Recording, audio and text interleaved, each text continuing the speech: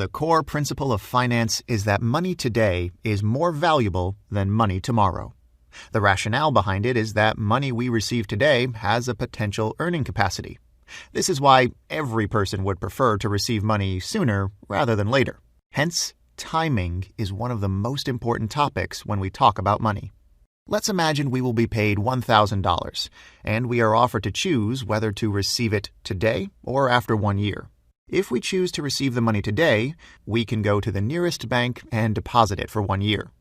Given that the bank wants to attract such deposits, it will pay interest on our money. Let's imagine the bank would pay us 3% if we leave our money there for a year.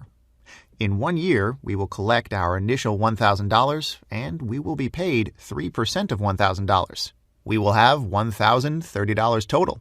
Had we received $1,000 after 1 year, we would have missed the opportunity to earn the interest of $30.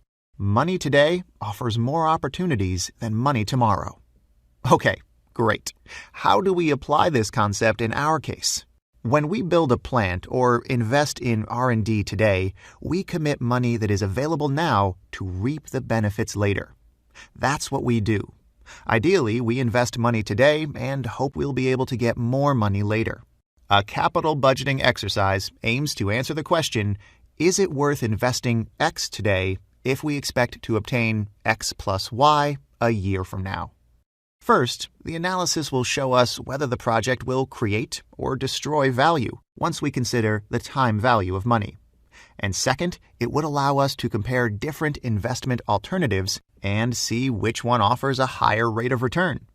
In our next lesson, we'll focus on discounting cash flows. Once we have covered that, we'll be able to apply the NPV and IRR capital budgeting techniques in practice. Thanks for watching.